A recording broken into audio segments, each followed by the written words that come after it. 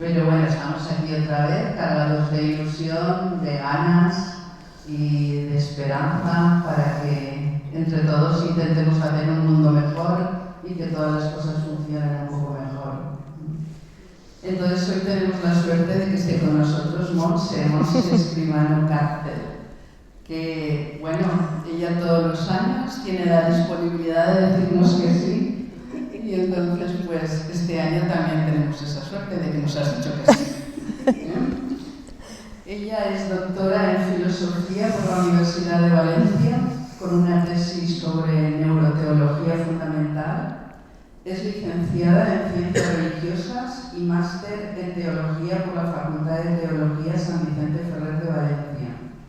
Y también licenciada en Humanidades y máster en Ética y Democracia por la Universidad de Valencia. Actualmente es presidenta de la Asociación de Teólogas Española y está inmersa en el estudio de las teologías postcoloniales y también de las mujeres en el Vaticano II. Así que hoy tenemos pues la fortuna de que estés con nosotros y nos presenta la conferencia Mujeres que transforman la Iglesia. Así que te cedemos la palabra. Muchísimas gracias, Pilar, por tu presentación. Te doy un beso porque... Muchas gracias. Porque... Lo voy a mover así, mira. Voy a poner, porque para que todo sea tan tecnológico, voy a poner este también por si acaso.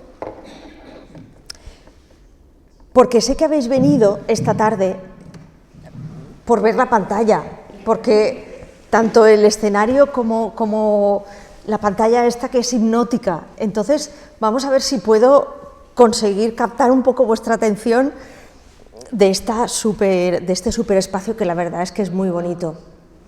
Y lo primero, daros las gracias por hacer el esfuerzo de venir esta tarde hasta aquí, una tarde que hace frío, que es lunes, que hay cantidad de cosas que tenemos que hacer y que tenemos que atender, y sin embargo vosotros, vosotras salís de casa y os venís aquí. Así que es mucho mérito. Entonces, lo que os propongo esta tarde, si os parece bien, es pues que hagamos una especie de recorrido hacia el pasado, pero también hacia nuestro presente.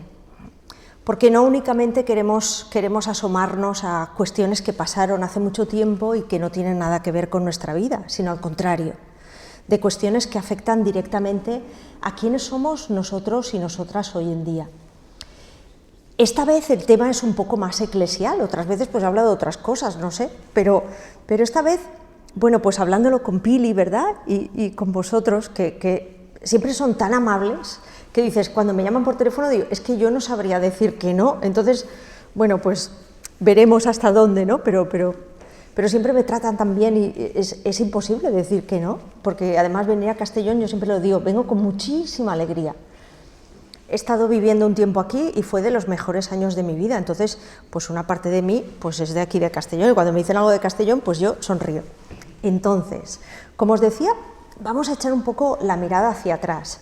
Vamos a ver quiénes o por qué o de qué manera hubo mujeres en la Iglesia que transformaron eso que llamamos Iglesia. Entonces, lo primero que os quiero preguntar es, cuando pensáis en la Iglesia esta tarde, ¿qué imágenes os vienen a la cabeza?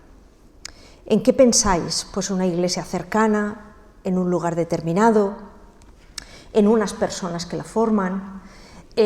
Yo creo que nos viene a la cabeza, ¿no? La imagen del Papa en Roma, de los cardenales. Por cierto, no sé si habéis visto la película esta de Cónclave, que es, si podéis, no dejéis de verla, porque aquello es un thriller que funciona, es una película muy interesante, ¿vale? Pero eso sí os interesa. Lo pensaba por eso, ¿no? Porque cuando pensamos en la idea Iglesia, suele ser una institución, un grupo de gente que lo forma, pero deberíamos pensar a menudo en que cuando pensamos en Iglesia, ¿y cómo nació? ¿Cómo fue formada desde el principio? ¿Por qué? ¿Por qué y por quiénes? ¿Y con qué finalidad? Porque es de las pocas instituciones que hay en el mundo en estos momentos que siga de una manera parecida a cómo fue fundada. Han cambiado mucho las cosas, han cambiado mucho pues, el objetivo, las maneras, la manera de organizarse, la propia institución, pero es de las pocas instituciones en el mundo que continúan a lo largo del tiempo, y esto también tiene su valor, seamos o no seamos creyentes. Entonces, a mí quería esta tarde, se me ocurría que igual, voy a ver si dándole aquí, vale, esto es lo que os propongo para esta tarde, es empezar pensando en esos inicios. ¿Por qué? Porque a mí hay un tema que me interesa mucho y es ¿por qué las mujeres que encontraron en ese Jesús de Nazaret, que se apuntaron, que se adhirieron tan rápidamente a la propuesta que les hacía ese hombre? ¿Qué encontraron? ¿Qué les dijo? ¿Cómo las trató?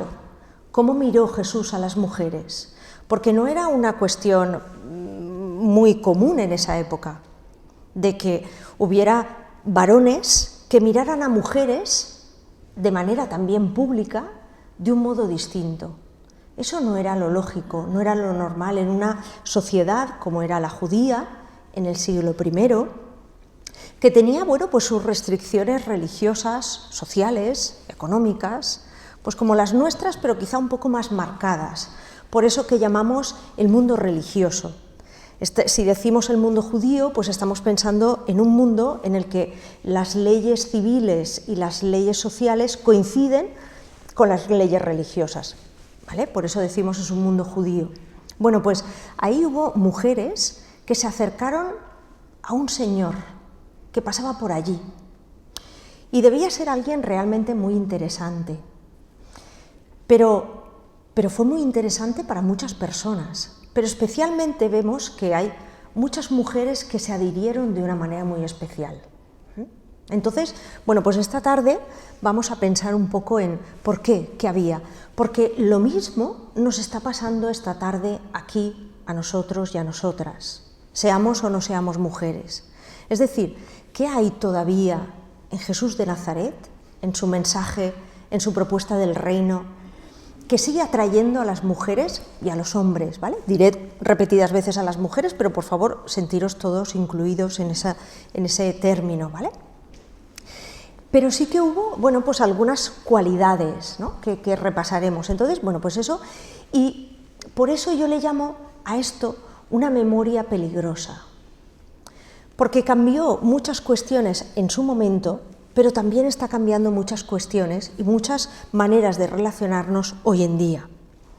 Entonces, por eso le llamo una memoria peligrosa. Esta idea no es mía, es de una teóloga, que es una teóloga americana, que es muy buena, que se llama Elizabeth Johnson, que es religiosa y ha sido durante muchos años profesora en una universidad de los jesuitas en Nueva York, y ella habla de que María de Nazaret, que va a ser la primera por la que empezaré de estas mujeres, dice, acercarnos a María de Nazaret es acercarnos a una memoria que es la nuestra y que es una memoria que es peligrosa.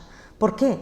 Porque cambia la vida, porque cambia nuestra manera de concebir el mundo, nuestra manera de comprenderlo y nuestra manera de situarlo. Por eso ella advierte, dice, esto tendría que ser como en los paquetes de tabaco, tendríamos que poner ahí una señal que dijera, oiga, fumar mata. Bueno, pues leer el Evangelio desde estas claves, ojo, porque nos puede cambiar la vida. Entonces, esto vale la pena, por lo menos, decirlo al principio para que sepamos situarnos, ¿vale? Y así, pues quien quiera que se adentre y quien no, pues bueno, el aviso ya está dado. La otra parte que seguiré será, bueno, pues un poquito por estas mujeres de las primeras comunidades. Daré simplemente unas pinceladas. Después lo que haremos será seguir ese rastro, aunque sea muy rápido, y es una pena, por esas primeras mujeres de los primeros siglos, ¿vale? Porque, claro, tenemos un grupo de mujeres, un tiempo, hasta el siglo III, que van a ser las primeras comunidades, el nacimiento de la Iglesia. Pero después, hasta el siglo VI, después de Cristo, por supuestísimo, lo que va a pasar va a ser que comenzará la organización de lo que ya entendemos hoy en día por la Iglesia. Entonces se va a producir un desplazamiento de las mujeres que estaban en el primer momento en primera línea, pues va a haber un desplazamiento de su presencia, de sus trabajos, de su reconocimiento dentro de los espacios eclesiales, ¿no? Y desde ahí, bueno, pues podemos recorrer hasta poco antes del momento en el que estamos, que es el Vaticano II, que fue la gran revolución de la Iglesia moderna, bueno, de la Iglesia actual que tenemos. Entonces, bueno, como tenemos mucho trabajo, vamos a ver si nos ponemos en marcha. Y, bueno, pues acabaré con una pequeña reflexión sobre el camino sinodal, que es el tiempo que estamos ahora y que es fruto del Concilio Vaticano II. Entonces, empiezo por la primera parte. Bueno, lo que les he dicho, ¿no? ¿Cómo era esa relación que Jesús mantiene con las mujeres con las que se encuentra a su alrededor? Son mujeres que van a ser muy distintas, como podemos ser cualquiera de nosotras. Mujeres en situaciones muy distintas, situaciones económicas, situaciones sociales, situaciones culturales, muy diversas. Sin embargo, muchas de ellas, a pesar de esa diversidad, van a encontrar en Jesús de Nazaret alguien que les va a cambiar la vida. Entonces, una primera dimensión de las que encuentran en Jesús, desde luego, es el tratamiento que tienen con ellas, el tratamiento que tiene hacia ellas, es decir, la enorme libertad que encuentran esas mujeres cuando tienen un encuentro personal con Jesús. Eso es algo que les cambia la vida. Después, estas mujeres, bueno, yo tengo muchas preguntas. Entonces, ¿por qué rodearon las mujeres desde el principio, rodear físicamente la vida de Jesús? Porque hubo mujeres, porque si entendemos el Evangelio, sabéis que los Evangelios son un libro que tiene una cierta complejidad, son muy fáciles de leer, pero bueno, tenemos que entender que no son relatos que sean relatos que nos cuenten una crónica o relatos que nos cuenten muchos detalles, son relatos teologizados, es decir, lo que cuentan es la relación fruto de la experiencia que esas personas tienen con respecto a Dios, con respecto a cómo entienden lo que Dios ha ido haciendo por ellos. Entonces van contando desde el principio. Por ejemplo, eso es lo que va a hacer el relato de Lucas. Lucas va a contar el comienzo y ahora lo hemos estado leyendo este tiempo de Navidad, lo tenemos muy reciente, y comienza contando que este niño nació, pero no nació como otros dioses griegos que nacen de arrebatos de otros dioses o de encuentros con los humanos. Este niño va a nacer de una mujer y se remarca, y lo va a marcar, los 4 evangelistas lo van a marcar. Este nace de una mujer. Y al final del Evangelio, si nos vamos así muy rápido al final de cualquiera de los Evangelios, aparece también el relato siempre de una mujer o de varias mujeres. Es decir, aquellas mujeres que estuvieron al pie de la cruz, que recogieron el cuerpo de Jesús, que lo depositaron en el sepulcro y que a la mañana siguiente, en cuanto les fue posible, fueron al sepulcro para acabar de embalsamar ese cuerpo. Y lo que se encontraron no fue un cuerpo, fue alguien, o tuvieron la experiencia de alguien que había resucitado. Y ellas fueron las primeras testigos de la resurrección. Entonces imagínense lo rodeado que está vitalmente, existencialmente, Jesús de Nazaret por las mujeres. Es decir, va a nacer de una mujer, que es María de Nazaret, una mujer muy joven, una mujer que ha padecido mucho, a pesar de la juventud que tiene, porque en su zona han sufrido mucho la violencia de un jefe muy poderoso, que en ese tiempo era Herodes, y Herodes es alguien que llega al poder con las manos manchadas de sangre. Es alguien muy poderoso, que es una persona que necesita ese poder y no le van a doler prendas para conseguirlo. Entonces va a hacer lo que necesite, lo que sea preciso para llegar hasta ahí. Eso le hará que, pues que tenga que pasar a cuchillo a mucha gente. Y mucha de esa gente será de la zona de la que es María de Nazaret. Entonces María de Nazaret vive en una zona, por cierto, muy alejada del centro, que es Jerusalén, muy alejada del templo y muy alejada de los centros religiosos. María de Nazaret es una mujer muy joven, es una mujer que sabe muy bien lo que es vivir a la intemperie, que entiende muy bien lo que es el sufrimiento, el dolor, el sinsentido, y además es una mujer que está comenzando su vida. Está al comienzo. A ella ya se le ha dicho con quién se va a casar. Y todavía no se ha casado, nos dice la Escritura. Pero hay por allí un muchacho, bueno, siempre lo pintan muy mayor, al pobre San José, ¿verdad? Pero no tendría que ser tan mayor. O sea, pues sería alguien, ¿no? Pues más o menos, pues que María, bueno, ya tiene unas expectativas. Imaginemos cualquiera de nosotros que nos dicen, bueno, pues al principio, ¿no? Te vas a casar, eres joven, todas las ilusiones que tienes, cómo será tu vida, ¿no? ¿Cómo será tu matrimonio? Y no eran los matrimonios como ahora, que ahora pues ya para casarte, eso, si son matrimonios jóvenes y ya tienes mi edad, ya la cosa ya cambia, ¿eh? Pero si eres mucho más joven, pues ya tienes que tener la hipoteca, la casa medio comprada, si eso es posible, más o menos tienes que tener un trabajo medianamente estable, ¿no? Bueno, pues en aquella época no.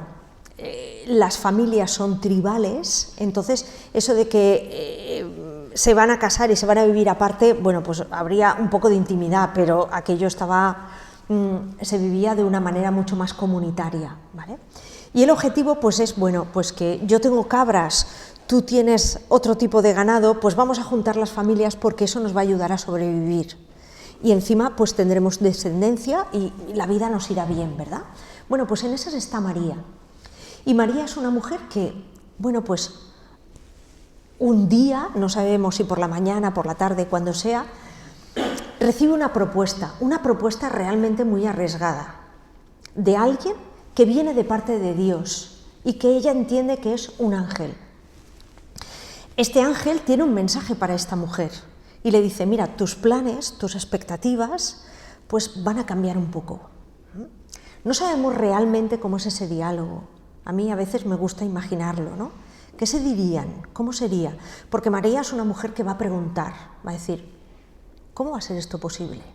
O sea, no es alguien ahí, como muchas veces nos la han pintado, que está la pobre ahí calladita, con la cabeza agachada, que no dice nada, completamente sumisa, pues no parece, según nos dicen los evangelios, no parece que la cosa fuera así, sino que María va a preguntar, va a decir, ¿pero esto cómo es? Pero yo no conozco varón, pero ella tiene una serie de preguntas que hacer. ¿Por qué? Porque se está jugando su propia vida, porque le están diciendo que se va a quedar embarazada, que va a tener que dar una noticia muy desagradable a su propio prometido, a José. Sin embargo, yo me pregunto muchas veces, no sabemos cómo sería ese momento, ¿vale? Porque Lucas tampoco que es el que detalla un poco este encuentro, no nos señala muchos detalles, no nos da apenas mucha información. Pero sin embargo hay un detalle que es muy importante y es de quién se fía María. Y a mí eso me llama mucho la atención. ¿Quién es ese Dios del que María se fía? Porque ella dice, vale, no sé esto cómo va a ser, bien, ella va a decir que sí, porque viene de parte de un Dios del que ella se fía. Y eso es muy importante, porque después veréis porque esto va a ser lo que os he puesto en esta diapositiva, va a ser lo que va a ser las claves de cualquier mujer que se encuentre con Jesús. Va a rodear su vida, va a comenzar a ser seguidora. Seguidora es no solamente que conoce, sino que ha tenido un encuentro personal que va a transformar la mirada de esa persona y que a partir de ahí no puede alejarse de Dios. A partir de ahí no puede, es como que lo necesita para su propia vida. Y lo seguirá físicamente o más de cerca o más de lejos, pero ha quedado totalmente transformada por ese encuentro. Y además se pondrá a servir. Pero atención, porque tenemos que entender bien qué significa esto de servir. Pues servir es que se va a poner a ser discípula.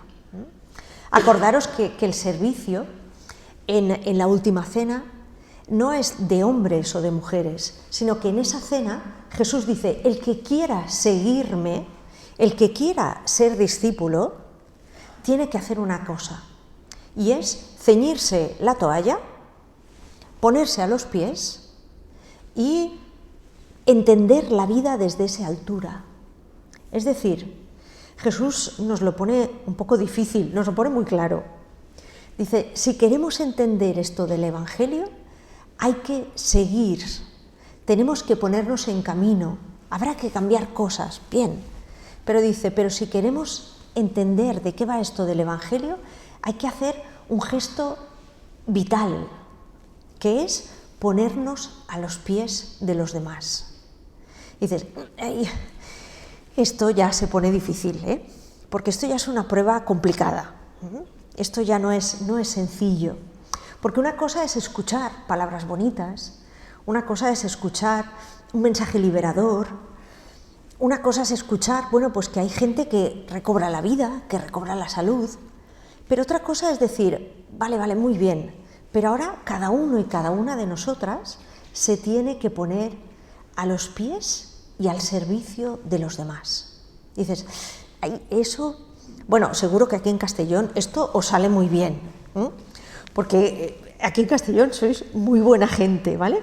Pero yo os aseguro que para mí esto resulta muy a menudo muy difícil, porque está bien hablar de Jesús, leer las cosas, estudiar algo de teología, eso está muy bien, es fácil, es muy fácil, y os animo a que lo hagáis. Pero esto de ponernos al servicio, ponernos a los pies, dices, ahí la cosa ya tiene alguna complicación, ¿vale?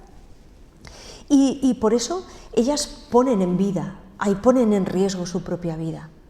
Porque no es lo mismo para los varones de la sociedad judía del primer siglo hacer estos gestos que para las mujeres. Porque las mujeres muchas veces esto lo van a hacer en un mundo público que ellas tenían vedado.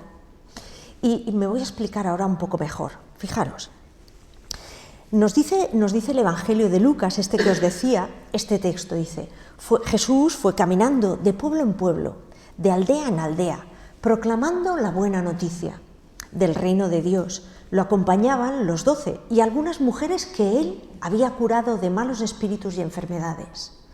María Magdalena, de la que había echado 7 demonios, Juana, mujer de Cusa, intendente de Herodes, Susana y otras muchas que le ayudaban con sus bienes. Esto nos lo dice Lucas al principio de su Evangelio. Estamos al comienzo, ¿no? Lucas va a tener muchos más capítulos, por lo menos tiene 24 capítulos. Y nos dice que hay muchas mujeres que se van a encontrar con Jesús. Pasa una cosa, y es que si yo hiciera un paréntesis y os preguntara, ¿cuántos nombres de mujeres del Evangelio sabemos? Aparte de, bueno, pues los muy conocidos, ¿no? Pues María Magdalena. ¿Quién más? Marta, Isabel, muy bien, ¿vale? Y si os dijera, por ejemplo, un poco después de la resurrección, ¿cuántos nombres podemos conocer? Porque, os lo digo porque nos resulta muy fácil por la manera en que hemos sido educados en la fe, y por la manera de socializarnos religiosamente. Es que si yo os preguntara por los nombres de, bueno, ¿quiénes fundaron la Iglesia? Pues rápidamente diríamos, bueno, pues Jesús de Nazaret, vale, muy bien. Pues Pablo, Pedro, Bernabé, ¿no? Y luego iríamos enganchando tranquilamente con el nombre de los apóstoles, pues enseguida nos vendría a la cabeza Pablo de Tarso, madre mía. O sea, ¿qué sería de la Iglesia sin Pablo de Tarso, verdad?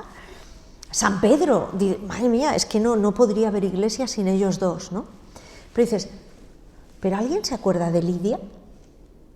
¿Nos acordamos de una mujer llamada Susana? ¿De otra llamada Juna o Junia? Que es muy, muy curioso porque, claro, ¿sabéis por qué no nos acordamos? Porque nadie nos lo ha enseñado. O sea, es así de fácil.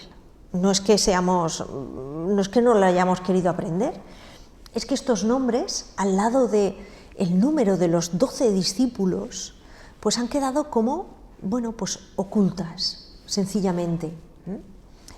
Como si tuviéramos suficiente con conocer a María de Nazaret, que por supuesto no podríamos entender quién es Jesús de Nazaret sin entender quién fue su madre. No solamente porque fuera su madre, sino que precisamente en el Evangelio de Lucas, María de Nazaret la pone como el ejemplo del discipulado. No la ensalza como su madre biológica, sino que la ensalza como la mujer que fue capaz de hacer un camino del discipulado y de entender quién era ese Jesús de Nazaret, que para alguien como María sería algo muy complicado, porque una cosa es ser madre y otra cosa es, bueno, pues entender quién es ese hijo, ¿no? que es el Hijo de Dios. Esto sería complicado, ¿no? Pero también para una María Magdalena no podemos entender el Evangelio sin María Magdalena, porque es la primera apóstol. Es decir, le van a llamar la apóstol de los apóstoles. Entonces, ¿cómo es que hemos tardado tanto en recuperar la memoria de estas mujeres? ¿Por qué no lo sabemos? ¿Por qué no hemos puesto en el mismo nivel de importancia? Porque la tienen. O sea, sería imposible, nosotros conocemos, ahora diré alguna cosilla más, ¿no? Es imposible que conozcamos la iglesia que tenemos sin nombrar a Pablo, pero Pablo es imposible sin nombrar a Lidia, por la relación que tuvieron, por conforme se ayudaron, por conforme uno sirvió de empuje al otro. Entonces tenemos igualmente una iglesia paulina, pero deberíamos tener también una iglesia que fuera de Lidia, porque están al mismo tiempo, están a la misma par. Y hemos hecho como, a veces como en la iglesia, ¿no? Como la historia de los grandes héroes. Nos pasó ya con Moisés. Por ejemplo, Moisés es, bueno, pues uno de nuestros padres de la fe. No estaríamos aquí sin la figura de Moisés. Pero sin embargo, Moisés, bueno, pues es el que nos sacó de Egipto, ¿verdad?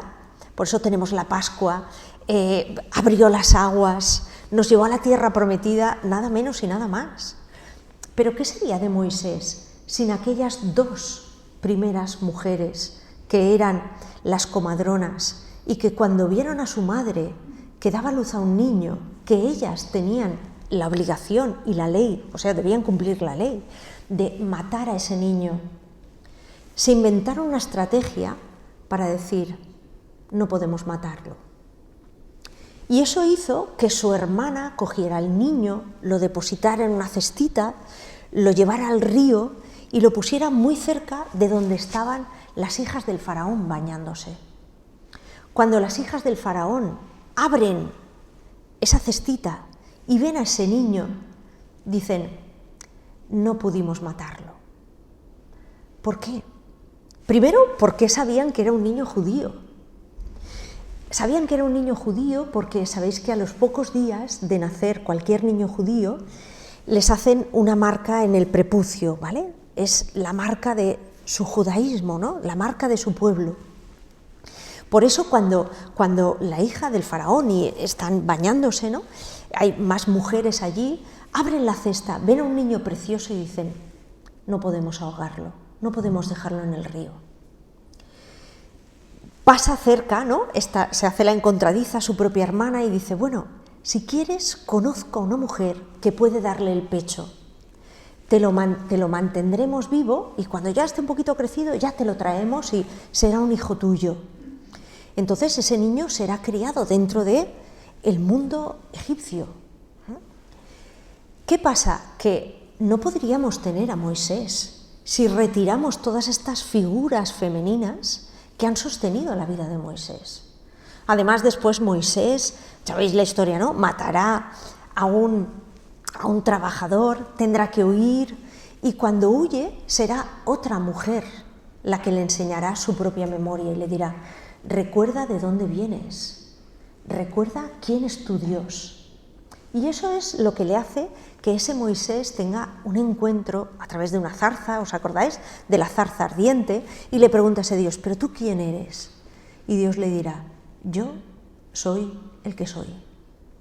Y eso le hará a él volver otra vez a sus propios orígenes. Es decir, lo que os quiero decir es que nadie de nosotros, ningún héroe, por muy héroe que sea, si retiramos las mujeres que han sostenido su vida sería nada, porque hubiera acabado o bien muerto o sin ningún tipo de futuro.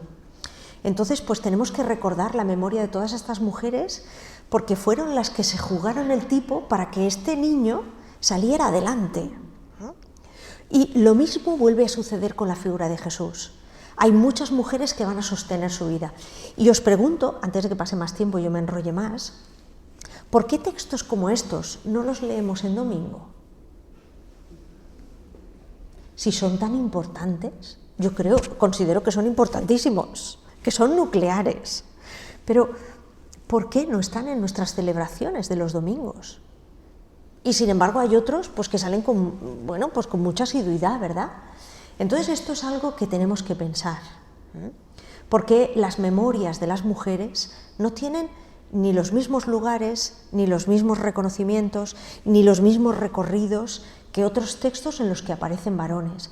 Por eso nosotros sabemos los nombres de los varones y no sabemos el nombre de las mujeres, pero sin estas mujeres pues no tenemos historia de salvación. Esto me ha quedado así un poco ajustado, pero no os preocupéis porque lo tengo aquí y os lo leo. Es el texto de la visitación, algo hemos dicho ya. Fijaros, esta mujer, María de Nazaret, una mujer muy joven, llena de vitalidad, en cuanto entiende esa noticia, lo primero que va a hacer es salir al camino. Salir al camino e ir a buscar a alguien que sabe que la puede entender, que es su propia prima. Su propia prima Isabel. Isabel es alguien que ha padecido también lo suyo, porque Isabel es una mujer, su marido es el sumo sacerdote del templo. Su marido está todo el día en contacto con Dios, ella también. Pero Isabel es una mujer mayor y es una mujer que dice que Dios no le ha abierto el vientre, que Dios no le ha dado descendencia. Imaginemos esto por un momento para una mujer en el mundo judío. Una mujer que encima su marido es sacerdote en el templo. O sea, ¿qué dirían las otras mujeres sobre Isabel? ¿Qué dirían los otros hombres sobre Isabel? Porque sobre la que recaía la culpa era sobre ella. Es decir, ¿qué pasaría? O sea, toda una vida de sufrimiento, de estar en boca de todo el mundo, de cómo es posible que la mujer del sumo sacerdote no tenga descendencia. O sea, eso debió ser terrible para una sociedad pues también muy estrecha, ¿no? como era el mundo del judaísmo para las mujeres. O sea, se pondría en cuestión su sexualidad, se pondría en cuestión su corporalidad, se pondría en cuestión todo, de qué clase de mujer es esta, que no ha podido dar un hijo a su marido. Es decir, todo eso debió ser terrible, ¿vale? Bueno, pues ¿cómo sería el encuentro entre memoria peligrosa de estas dos mujeres? Una que va a dar a luz a un niño, que va a ser Juan, el evangelista, nada menos, el protoevangelista, ¿no? Y el otro, no Juan el evangelista, perdón, sino Juan el Bautista, y el otro, un niño que ha sido nombrado por el Espíritu.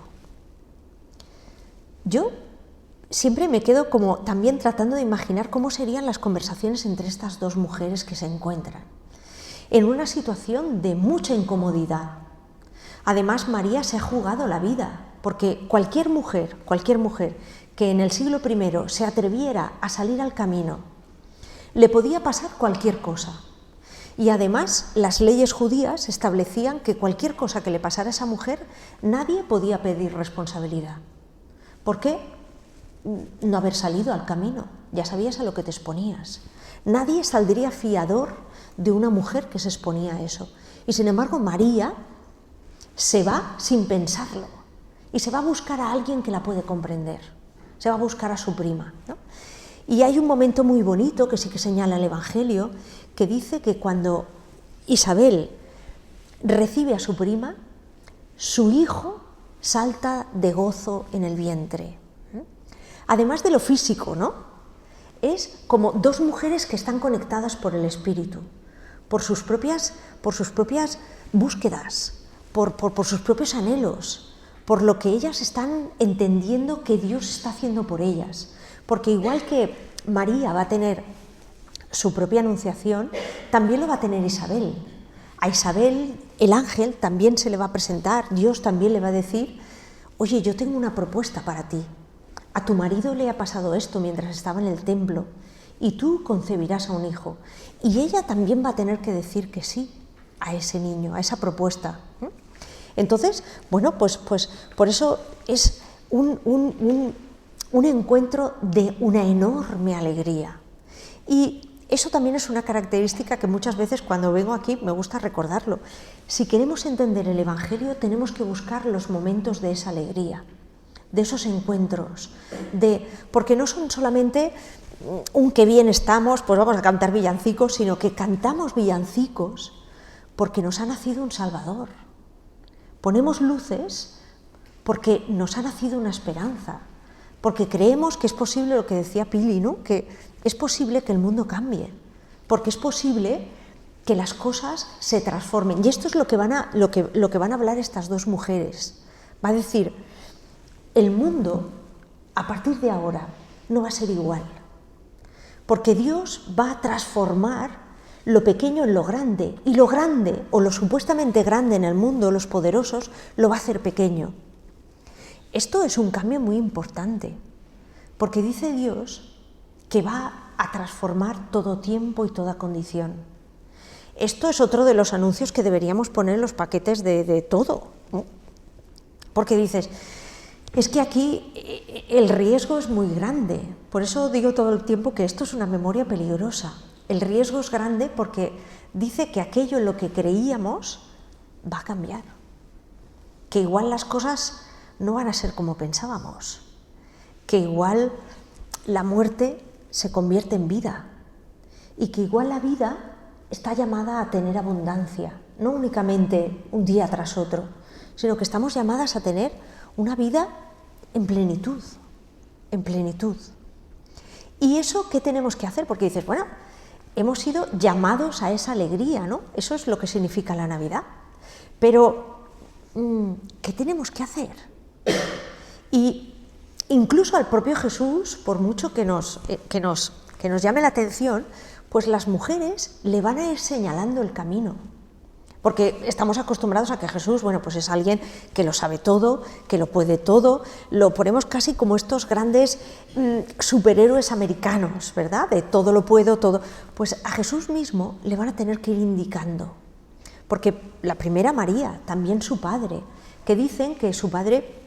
Claro, nosotros nos han dicho, bueno, pues Jesús, yo qué sé, había un chiste que decían, Jesús, José, el padre de Jesús, era un señor que era carpintero y hacía confesionarios. Dices, madre mía, pues no puede ser la cosa así, ¿verdad? Pero parece ser que lo de carpintero sí que es cierto. Trabajaba con madera, pero no estas escenas que tenemos así un poco bucólicas, ¿no? De que tenía su propia carpintería. Esto ya es más del capitalismo actual, ¿no? En aquella época parece ser o leí algunas cosas sobre José, que dicen que José era un trabajador ambulante. Él trabajaba con sus manos, trabajaba con sus herramientas, pero se tenía que desplazar. Entonces tenía que ir a ciudades como Tiro, tenía que ir a ciudades que tenían, por ejemplo, Tiro, que tiene puerto marítimo. Entonces esas ciudades suelen ser muy interesantes, como Castellón, porque reciben gente de fuera. Reciben siempre gentes, noticias, cosas que vienen, productos que vienen de fuera. Y eso hace que las ciudades con puerto siempre sean ciudades muy abiertas, muy interesantes, donde siempre pasan cosas que van a tardar mucho en ir al interior de otros lugares, más hacia adentro. Bueno, pues Jesús en esos espacios va a trabajar, dicen, con su Padre. Y en esos lugares, pues las condiciones laborales no serían muy adecuadas. Y va a trabajar con gentes de muy diferentes condiciones. Va a trabajar con gentes que están en los márgenes. Por eso lo que José le transmite es ese cariño por las gentes que están en los márgenes sociales. Igual que María le va a transmitir ese amor por la humildad, por el bajarse a los pies. Entonces, claro, uno pues en sus familias pues recibe muchas cosas, ¿verdad? Bueno, pues esta es una de las cosas que Jesús va a recibir. Pero no solamente de estas mujeres, sino también de otras con las que se va a encontrar.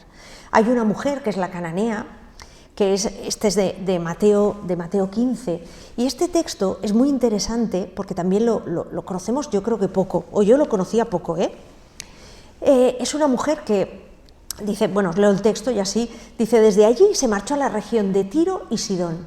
Una mujer cananea de la zona salió gritando, Señor, hijo de David, ten compasión de mí, mi hija es atormentada por un demonio. Él no respondió ni una palabra. Se acercaron los discípulos y le suplicaron, Señor, atiéndela para que no siga gritando detrás de nosotros. Él contestó, he sido enviado solamente a las ovejas descarriadas de la casa de Israel. Pero ella se acercó y se postró ante él diciendo, Señor, ayúdame. Él respondió, no está bien quitar el pan a los hijos para echárselo a los perrillos. Ella replicó, es verdad, Señor, pero también los perrillos comen migajas que caen de la mesa de sus dueños. Entonces Jesús le contestó, mujer, ¿qué fe tan grande tienes? Que se cumplan tus deseos. Y en aquel momento su hija quedó sana. Este texto tiene mucha tela que cortar, ¿vale? Tendríamos que ponerlo en el contexto, bueno, pues donde se lee este texto, ¿no? Pero es un texto muy curioso. ¿Por qué? Porque según Mateo, según la comprensión de Mateo, que en los otros evangelios será distinta, Jesús va poco a poco entendiendo cuál es su propia misión. Y va entendiendo poco a poco a quién, cómo y de qué manera tiene que dirigir el mensaje de salvación. Y se encuentra con una mujer, que no es una mujer del centro del judaísmo, es una mujer que vive alejada, es una cananea. Las cananeas eran personas un poquito sospechosas. No son rigurosas en el cumplimiento de las leyes, no están cerca del templo todo el día. Por lo tanto, son, bueno, personas que están un poquito alejadas, ¿vale? De las cuales se puede establecer alguna sospecha, ¿vale? Pues esta mujer se le acerca, esto debió ser un espectáculo, no me digáis, ¿eh? O sea, Jesús por las calles, los discípulos allí intentando organizar aquello, y hay una señora que se pone a chillarle detrás. Jesús no sabe cómo salir de aquel aprieto, pero es que los que lo están pasando peor son los discípulos, diciendo, oye, vamos a ver si arreglamos esto, porque es que esto está siendo un poco escandaloso ya. Pero la mujer está ahí R que R.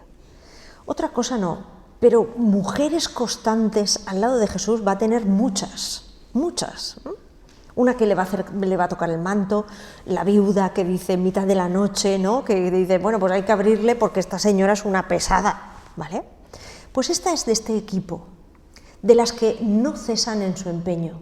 También nos podemos pensar una cosa, ¿no? Cuando a nosotros nos va la vida en algo, no podemos cesar en el empeño. ¿Por qué? Porque es contra viento y marea, porque es como lo que decimos de las personas que emigran. Da igual que pongamos vallas, da igual que endurezcamos las leyes restrictivas, da igual que mueran en una patera. Seguirán viniendo. ¿Por qué? Porque es su deseo. Es el deseo profundo de encontrar una vida buena, de encontrar una vida un poco mejor. Por eso harán lo que haga falta, lo que haga falta.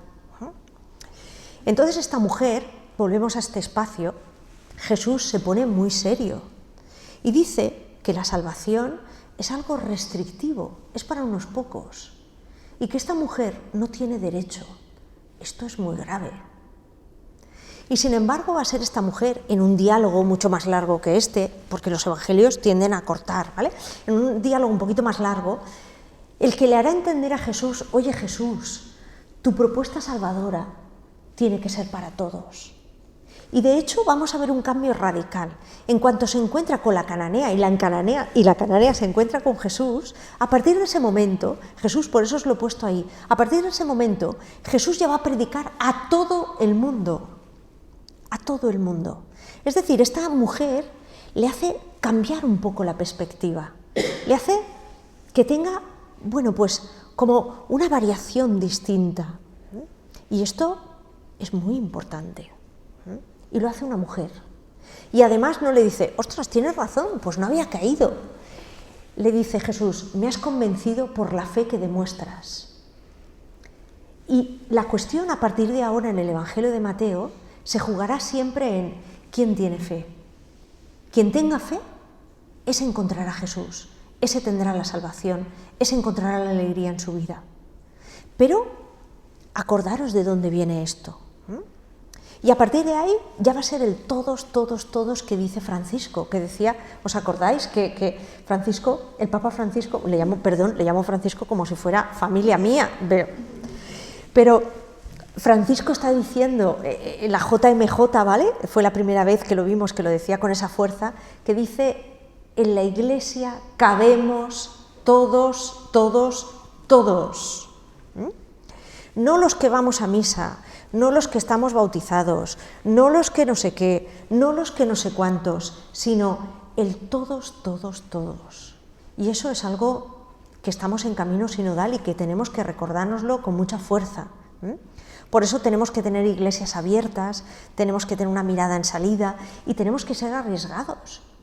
Porque igual hay que decirle a alguien, oiga, que esto que están haciendo no es lo que toca, ¿no? Tenemos que ser un poco como la cananea, ¿no? Con estos arriesgarnos a algo en lo que nos vaya la vida. Por lo que no vale la pena, tampoco hay que arriesgarse, ¿eh? O sea, porque esto de estar todo el día dándonos golpes contra las paredes, pues, hombre, alguna vez está bien, ¿no? Pero dices, pero llega un momento que... Pero por lo que vale la pena, sí, eso sí, ¿no? Por eso hay que discernir, porque esta mujer no es una señora que vaya ahí empeñándose, papá. No, esta mujer está discerniendo muy bien lo que necesita para su vida. Ya dice, si mi hija se salva, no solamente por una cuestión de que yo estaré mejor, es que ya la salvación en este tiempo va, o sea, la sanación va con la salvación. Y entonces no es una cuestión únicamente que alcanzaría a su propia hija, sino que esa salvación, esa alegría alcanzará al espacio cananeo en el que ella vive. Entonces esto es muy importante. Y nos vamos con otra mujer, porque se nos va el tiempo ya, pero por lo menos que os diga esta, ¿vale? Una mujer sentada frente al templo, que esta la conocéis estupendísimamente, ¿vale? Y Jesús lo que hace es sentarse, él en el templo, y está como en un lugar importante y viendo allí lo que está pasando. Y de repente ve a una mujer que entra. Por allí entrarían sobre todo muchos hombres, porque en el templo pues la gran mayoría eran hombres. Y además Jesús busca un sitio, fijaros, por donde entraran los hombres y las mujeres. Los judíos no rezan juntos en el mismo espacio. Un espacio muy grande es para los varones y un espacio muy pequeño, y cuando no hay varones, es para las mujeres. Muy pequeño y mucho menos interesante. Igual que en las sinagogas. Si esto fuera una sinagoga, los varones estarían aquí y las mujeres estarían ahí. Y lo que vieran, y lo que no, o sea, imagínense la participación, no participan como iguales, ¿vale? Bueno, esto poco a poco, a base de mujeres cananeas, pues lo iremos cambiando, ¿vale? Pero esta mujer pobre, ¿qué es lo que ve Jesús? Aparte de lo que sabemos, porque esta parábola, este texto lo conocemos muy bien, lo que ve Jesús es cómo se comporta esta mujer. Y no está arriesgando únicamente su dinero, sino que está arriesgando su propia vida. Y Jesús dice, oye, como esta tenemos que ser. Es decir, a una mujer viuda, que en el judaísmo no contaban nada, y además no dice una viuda cualquiera, porque también había viudas que tenían posibilidades, una viuda pobre. Dice, esta mujer sigue viniendo al templo. ¿A qué? A buscar esa relación con Dios. Y dice, por eso esta mujer está arriesgando a tope su vida. Nos está diciendo Jesús aquí, no dice, esto no lo dice de ninguno de los discípulos.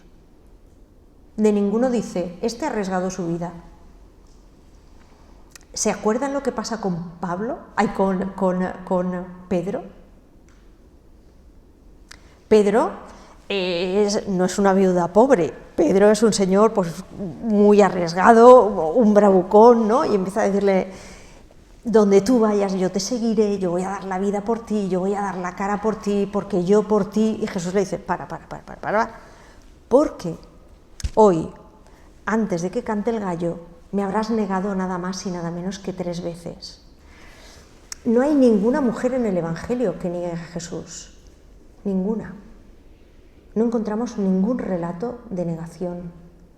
Podemos encontrar mujeres que se encuentran más cerca, más lejos, pero no hay ninguna que abandone a Jesús, no hay ninguna que niegue a Jesús y no hay ninguna que diga, qué pobre es tu fe. Eso se lo dice a los discípulos, se los dice a los varones, a las mujeres no se lo dice. Dices, ¿cómo hemos podido prescindir de estos textos? Yo dejo ahí la pregunta, digo, ¿cómo hemos sobrevivido en la Iglesia sin estos textos? O sea, yo digo, esto es milagroso. Menos mal que la Iglesia la lleva el Espíritu, porque si no, esto no sé qué pasaría. Bueno, pues, esto se ha movido un poco. Voy un poquito más rápido, ¿vale? Pero simplemente os las presento. Estamos ya en el siglo I. Hemos vivido el tiempo de la resurrección, ¿vale? Y ahora vamos a ver a muchas mujeres. Si no, después os envío el otro por si alguien lo quiere, os lo envío el texto para que lo veáis un poquito mejor. Van a aparecer continuamente Susana, Salomé, Lidia, Prisca, Juna. ¿Sabéis una cosa muy curiosa de cómo funciona nuestro mundo, ¿vale? Patriarcal a veces? En las traducciones que se hicieron repetidamente de los textos de los Hechos de los Apóstoles, pues aparece muchas veces Junia, Junia, Junia o Juna, depende de la traducción. Cuando llegaba el traductor decía, ¿una mujer? ¿Cómo va a ser una mujer? Esto es un hombre, seguro. Y ponía Juno. Y ya está. Y ya ha pasado la cosa. Y punto. Hasta que hemos vuelto a los textos iniciales y hemos visto que era una señora, que Juna era una señora, no era un señor. Igual que los discípulos de Maús, ¿no? Cuando pensamos, pues pensamos en dos señores que van por el camino y dices, pero es que probablemente no eran dos señores, probablemente sería un señor y una señora. Y el relato cambia mucho. Bueno, pues esta mujer es una mujer que tiene posibilidades, porque en este mundo que las mujeres no podían hacer muchas cosas, siempre hay mujeres que se salen del marco, siempre, ¿vale? Y esta es una de ellas. Lidia es una mujer que tiene la capacidad, es tintorera, ¿vale? De hecho es la patrona de los tintoreros y las tintoreras, porque es una mujer que sabe cómo teñir y cómo lograr un color que en esa época es muy valioso, que es el color rojo, el color púrpura. El color púrpura era carísimo, entonces las personas que podían tener una túnica, un manto púrpura, eso era algo realmente muy valioso y que era muy apreciado, se pagaba muy bien. Bueno, pues esta mujer va a tener un negocio de estos y ya dice que ella contrata a otras mujeres para este negocio. Y entre esas mujeres comienzan a hablar de Jesús de Nazaret. De ahí ella, que tiene un poco más de posibilidades, establecerá en su casa esto que vamos a llamar las primeras iglesias domésticas. ¿Por qué se reúnen los cristianos y las cristianas en esos lugares? Porque hay dos cuestiones que les ha dicho Jesús de Nazaret, y es recordar, hacer esto en memoria mía. ¿Y qué es lo que tenemos que hacer en memoria mía? Que yo estoy y estaré con vosotros cuando partáis el pan y cuando tengamos la bendición, y además cuando atendamos a los pobres y a las pobres personas que tenemos a nuestro alrededor. Para eso no podían ir ya al templo, no podían ir a las sinagogas, sino que tienen que establecer otros espacios distintos. Esos espacios van a ser los espacios de las casas de ¿quién? Pues como ahora, quien tiene un espacio un poco mayor, porque tiene una casa un poquillo mejor, porque tiene, yo que sé, un bajo más chulo, o porque, pues ese dice, oye, pues veniros a mi casa, que aquí podemos poner una mesa grande, podemos pasar el día estupendamente y ya está, ¿no? Pues así es como nacen las iglesias. Y hay otra teóloga muy importante que es catedrática en Harvard, es decir, no es cualquier cosa. Y esta mujer, que es teóloga biblista, ella dice, la iglesia permaneció y creció gracias a que fue una cosa de mujeres. ¿Por qué? Porque nadie les hizo ni caso. Ellas iban haciendo en estos espacios que iban creando, y así fue como consiguieron ir haciendo pequeñas comunidades, a las cuales también acudían varones, por supuesto que acudían varones. Pero lo que quiero deciros es que estos espacios comienzan a ser muy importantes porque empiezan a ser los momentos de reunión de esa memoria, de hacer esa anamnesis, de partir el pan y el vino. Y esos espacios van a estar organizados por mujeres. ¿Por qué? Porque los espacios domésticos en esa época estaban organizados por las mujeres. Eran las mujeres las que decidían, las que sabían cómo había que tratar a los esclavos, tratar a los sirvientes, tratar a no sé quién entraba, quién salía. Eran los espacios de las mujeres. Por eso las iglesias domésticas son los espacios que ellas controlan. Vale, pues vamos a encontrar mujeres como Lidia y vamos a encontrar a parejas tan interesantes como Áquila y a Prisca o a Priscila, que van a acoger a Pablo. Es decir, volvemos otra vez a esa idea, Pablo no sería nadie o no hubiera podido llevar adelante esa misión de evangelización, esa transmisión del mensaje y esas nuevas concepciones que aporta tan interesantes Pablo, sin la vida de mucha gente que le va sosteniendo a lo largo del camino. Es decir, si yo vengo a Castellón y no hay nadie que me acoja, yo no puedo seguir el camino, ni puedo hacer una transmisión del Evangelio. Necesito comunidades, gentes que me acojan, que me sostengan y que además preparen el camino, porque Pablo no puede estar en todas partes. En esas comunidades ya hay un trabajo previo. Pablo no va a ser siempre el primero que hable de Jesús. Ya hay otras personas que han ido hablando de Jesús y han dicho, pues nosotros creemos que, nosotros hemos sentido que, nosotros estamos experimentando esto, estamos viviendo esto, estamos organizándonos de esta manera, y eso va a ser lo que atraiga. Después llegará alguien como Pablo, alguien como otros predicadores que, bueno, que pondrán eso en valor, ¿no? Y harán que las vidas de las comunidades estén conectadas entre ellas, y este es el principio de la globalización, ¿eh? O sea, sí, es un poco, lo digo de broma, pero es cierto, porque es una iglesia que se va a ir transmitiendo, ¿no?, con mucha rapidez. Entonces dices, bueno, ¿cómo es posible? O sea, que hayamos llegado de aquellas pequeñas comunidades en el siglo I, en estos lugares bastante alejados, a la iglesia que tenemos hoy. ¿Cómo es posible esto? Bueno, pues es posible gracias a todo esto, a pequeñas comunidades, pequeños grupos que han ido trabajando en esa transmisión, y sin duda están estas personas en medio de todo esto. Por eso no las podemos relegar, y hay que saber quién es Priscila, tenemos que saber quién es Juna, tenemos que saber quiénes son todas ellas, porque son las que van haciendo ese enlace necesario sin el cual la red caería. Bueno, y aunque solo sea 2 minutos, si me dejáis, ¿vale? 2 minutos, o 4 y medio, venga, pero muy rápido. Pero os estoy diciendo que cómo hemos llegado hasta aquí, ¿vale? Tenemos una iglesia que, bueno, pues de aquellas mujeres, pues en estas fotografías, estas son fotografías del Concilio Vaticano II, ¿vale?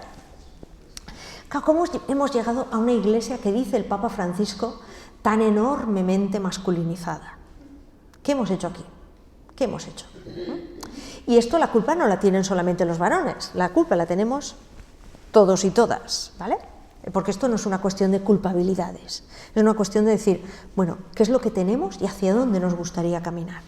Entonces, tenemos un momento eclesial muy importante. No hemos salido de aquí, ¿eh? Estamos todavía en Vaticano II, la Iglesia es Vaticano II. ¿Cómo empezó esto? Pues empezó porque unos señores, empezando por el Papa Juan XXIII, tuvo una idea del Espíritu y dijo, la Iglesia lo que necesita es mirar al mundo. Necesitamos repensarnos, necesitamos hacer un concilio, necesitamos hacer una reunión de todos los obispos del mundo. Y entonces la pregunta es, bueno, pues en todo este entramado de varones que veis ahí con las mitras y todo esto, la pregunta es, ¿hubo mujeres en el Concilio Vaticano II? Secretarias. Muy bien. Oye, voy a decir una barbaridad, pero no es una barbaridad. Me vais a entender enseguida. ¿Veis el despliegue que fue esto? Esto fue el gran acontecimiento de la Iglesia moderna. Y además no ha habido tampoco, o sea, Microsoft, Google no han hecho un concilio como este. nunca en la vida, de verdad, ha habido una reunión de tanta gente importante en lugares de decisión como aquí. Esto también es para estudiar desde una visión política, ¿vale? Y bueno, pero esto había que limpiarlo, ¿verdad? Había que dar de comer a esta gente, había que adecentar estos espacios, ¿verdad?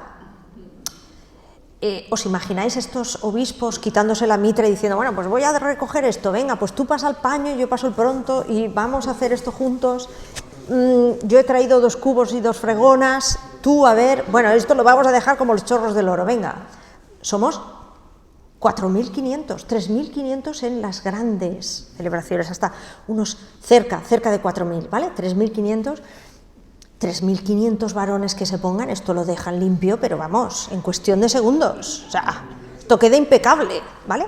Pero no fue el caso, este no fue el caso, porque estos obispos no estaban acostumbrados a eso, no tienen la culpa, es que no habían sido socializados así, venían de una iglesia, de un mundo y de unas relaciones en las que nunca se habían encontrado dentro de la iglesia, en San Pedro, físicamente, con una mujer de frente. No habían tenido necesidad. Más que a lo mejor pues alguna hermana, alguna monja que limpiara el altar. Pero imaginaros si la cosa era grave, bueno, a mí me parece de cierta gravedad, no lo sé, que cuando limpiaban el altar, enseguida ponían unos parabanes para que a las mujeres no se les viera. O sea, la cosa tiene mucha tela, ¿eh? Esto en el año 62, ¿eh? Que no es que estamos hablando de la época de Cromañón, o sea, esto hace 2 días y medio, ¿no? Y en la época y en la iglesia, que nuestros movimientos son muy lentos, pues imaginaos, esto es ayer por la tarde, ¿vale? Bueno, pues sí que hubo, desde luego que hubo mujeres, ¿vale? Las primeras fueron a limpiar, eran religiosas escogidas, de probada virtud, hombre, al ser religiosas se les suponía a todas, esto es como la mili para los varones, ¿no? Pues ellas eran, pero además fueron bien elegidas, pues supieran limpiar aquello bien y rápido y eficiente, porque no había la rumba y todo eso, no lo habían inventado todavía. Pero bueno, es que esto hay que tomárselo un poco a risa, porque es que si no es difícil de digerir. Pero también hubo otras mujeres. Por ejemplo, como es un concilio ecuménico, se invitó a mujeres de pastores protestantes que fueron invitados. Entonces ellos acudieron con sus mujeres. Bueno, y voy a ir acabando ya para que veáis. Pero también, mirad, estas eran las mujeres en esa época. De cualquier lugar de España y casi de Europa, ¿eh? Pero estas fueron las mujeres que estuvieron en el Vaticano. En el Vaticano, al Concilio Vaticano II, fueron invitadas como auditoras 23 mujeres a participar. Con voz, no con voto. Y la voz solamente la podían alzar en reuniones pequeñas, no en las grandes asambleas, ¿vale? Pero ya estuvieron. Una de ellas fue española. Entonces había algunos obispos y arzobispos y teólogos que se acercaron, ¿vale?, a saludarlas. Pero es la primera vez que en el mismo espacio convivían hombres y mujeres. De hecho, cuando se anunció por la radio, porque tecnológicamente el Concilio Vaticano II fue muy adelantado, fue la primera vez que se radiaban las cosas por la radio y aquello fue una tecnología impresionante. Bueno, cuando se avisó a los padres conciliares de los anuncios para los siguientes días, cuando se dijo van a venir 23 mujeres, misteriosamente la radio hubo una interferencia y la noticia no apareció. Los cardenales y obispos no se habían enterado y de repente se vieron en el pasillo a mujeres que venían de cara a ellos y dijeron, uno de ellos en francés dijo, oh mon Dieu, les femmes. Dijeron, no estaban acostumbrados. Claro, eso hizo que hubo que poner un pasaporte, porque nadie había pensado que nunca en la vida una mujer necesitara un pasaporte en el Estado Vaticano. Cuartos de baño. Y luego, ¿qué hacemos con estas mujeres? Las hemos invitado, pero no sabemos qué hacer con ellas. no pueden estar en los mismos espacios que nosotros. Entonces se habilitaron unas salitas, eso sí, dicen que muy monas, muy bien decoradas, para que ellas tomaran el té allí y se pudieran reunir con sus propios maridos, pero allí, ¿vale? Entonces ellas establecían estrategias para poder recorrer los espacios por donde estaban los varones, para poder enterarse de las cuestiones que se estaban debatiendo, claro. Entonces decían, pues ahora voy yo al cuarto de baño, luego vas tú, pasa por el lugar donde están los americanos, evita a los españoles, que no tienen muchas cosas interesantes que decir, vete por aquí, vete por allá, porque allí se están cociendo las cosas que de verdad interesan, ¿vale? Y acabo, porque tengo, claro, muchas cosas que deciros, pero simplemente os enseño la fotografía de esta mujer. Fue una mujer española, que estuvo en el Concilio Vaticano II, y gracias a ella la Iglesia tuvo que, bueno, pues poner, como decir, todos los textos tienen que estar traducidos. Porque cuando ustedes dicen varones, a nosotras nos cabe la duda de que no están pensando en nosotras. Entonces, cuando ustedes hablen de varones, que sea de varones, pero cuando utilicen el término hombres, por favor, pues pongan ser humano o persona o lo que sea. Y tienen desde luego cosas muy interesantes. Y esta es otra de las mujeres de, ¿por qué no conocemos a esta mujer más? O sea, una mujer que cambió la mentalidad en el Concilio Vaticano II. Fíjense que en proporción les he dicho que alrededor de 3.500 varones, había más. Ellas fueron 23 mujeres que consiguieron cambiar la historia de la Iglesia. Esto es de mucho valor.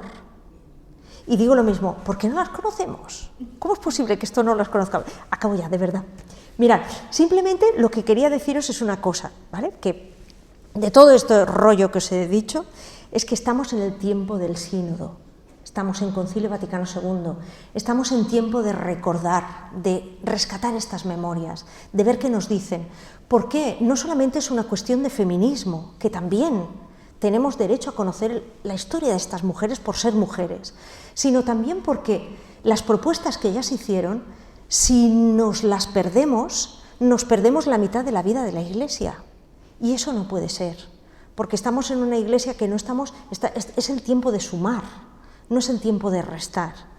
Entonces también porque creo que estas mujeres nos abren muchas posibilidades, nos abren muchos, luego si no os leo este texto, ¿vale? Pero simplemente os señalo algunos futuros urgentes. Y de verdad que ya me voy a callar, os lo prometo. Y es, por lo menos, que la alegría del Evangelio nos ayude a crecer en igualdad. Igualdad significa menor violencia, igualdad significa reconocimiento, que además, bueno, pues nos ayuden a crear otros espacios comunes, especialmente ahora que estamos inaugurando el jubileo. Puede haber un jubileo sin esa reducción de violencia, sin encontrarnos los unos con los otros, sin buscar espacios de mayor alegría. ¿Qué clase de jubileo será ese? ¿No? Será un jubileo un poco triste. Y simplemente, yo creo que hay una revolución, lo dice el Papa Francisco, la revolución de la ternura, la revolución del amor. No se trata de que sea, pues ahora vamos a quitarnos unos para ponernos otros, para crear espacios de poder. No, se trata de que tengamos todos el mismo poder para que podamos hacer revoluciones que nos acerquen a la ternura, que nos acerquen a la bondad, que nos acerquen a la inteligencia emocional. Porque la Iglesia hasta hoy no ha sido un espacio de eso. Entonces tenemos que, y eso lo tenemos que hacer nosotras y nosotros. Así que lo dejo aquí, os doy las gracias por vuestra paciencia y como siempre abuso de vuestro tiempo y de vuestra paciencia y de todo. Pero nada, muchas gracias por animarnos a esta memoria, que es peligrosa, cuidado, pero que merece mucho la pena. Así que gracias. Gracias a vosotros.